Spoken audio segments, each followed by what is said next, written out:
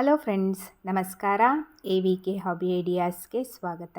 ಇವತ್ತಿನ ವಿಡಿಯೋದಲ್ಲಿ ರುಚಿಕರವಾಗಿರುವಂತಹ ಹವ್ಯಕ ಶೈಲಿಯ ಪದಾರ್ಥದೊಂದಿಗೆ ಬಂದಿದ್ದೀನಿ. ತುಂಬ ರುಚಿಯಾಗಿರುವಂತಹ ಪದಾರ್ಥ.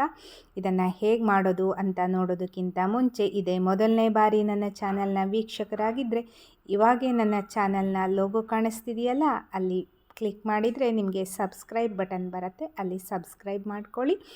ಹಾಗೂ ಬೆಲ್ ಬಟನ್ನ ಕ್ಲಿಕ್ ಮಾಡಿದರೆ ನನ್ನ ಎಲ್ಲ ವಿಡಿಯೋದ ನೋಟಿಫಿಕೇಷನ್ ನಿಮ್ಮನ್ನು ತಲುಪತ್ತೆ.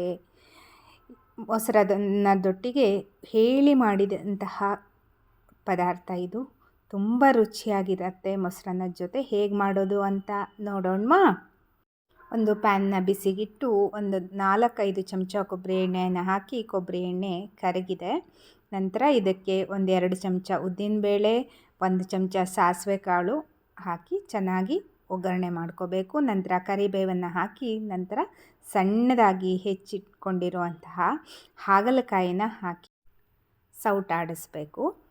ಈ ಒಗ್ಗರಣೆ ಏನಿರುತ್ತೆ ಅದ್ರ ಜೊತೆ ಹಾಗಲಕಾಯಿ ಪೂರ್ತಿ ಮಿಕ್ಸ್ ಆಗಿಬಿಟ್ಟು ಆ ಒಗ್ಗರಣೆಯಲ್ಲಿರೋ ಎಣ್ಣೆಯಲ್ಲೇ ಹಾಗಲಕಾಯಿ ಚೆನ್ನಾಗಿ ಬಾಡಬೇಕು.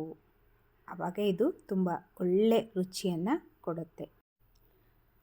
ಒಂದು ನಿಂಬೆ ಗಾತ್ರದಷ್ಟು ಹುಣಸೆ ಹಣ್ಣನ್ನು ನೆನೆಸಿಟ್ಟು ರಸನ ತೆಗೆದುಕೊಂಡಿರೋದನ್ನು ಹಾಕ್ತಾಯಿದ್ದೀನಿ.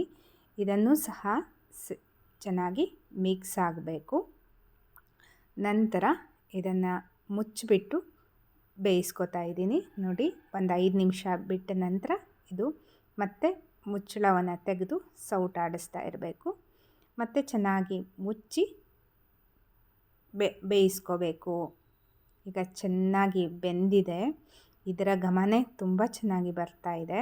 ಇದಕ್ಕೆ 1-2 ಚಮಚ ಆಗುವಷ್ಟು ಬೆಲ್ಲ, ದೊಡ್ಡ ಚಮಚದಲ್ಲಿ 2 ಚಮಚ, ಅಂದರೆ ಒಂದು ಬೌಲ್ ಅಳತೆ ತಗೊಂಡ್ರೆ ಸುಮಾರು ಒಂದು ಅರ್ಧ ಬೌಲ್ ಆಗುವಷ್ಟು ಬೆಲ್ಲವನ್ನು ಹಾಕಬೇಕು. ಯಾಕೆಂದರೆ ಇದು ತುಂಬ ಸಿಹಿಯಾಗಿಯೂ ಇರುತ್ತೆ, ಖಾರ ಹುಳಿ ಎಲ್ಲ ಸಮವಾಗಿ ಇರುತ್ತೆ.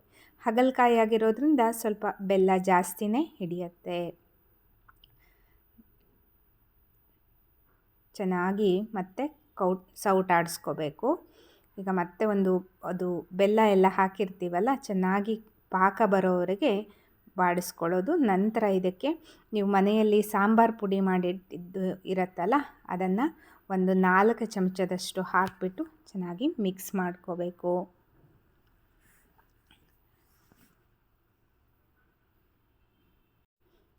ಮಿಕ್ಸ್ ಆದ ನಂತರ ಇದನ್ನು ಮತ್ತೆ ಮುಚ್ಚಿಬಿಟ್ಟು ಒಂದು 5 ನಿಮಿಷ ಚೆನ್ನಾಗಿ ಕುದಿ ಬರಿಸ್ಕೋಬೇಕು.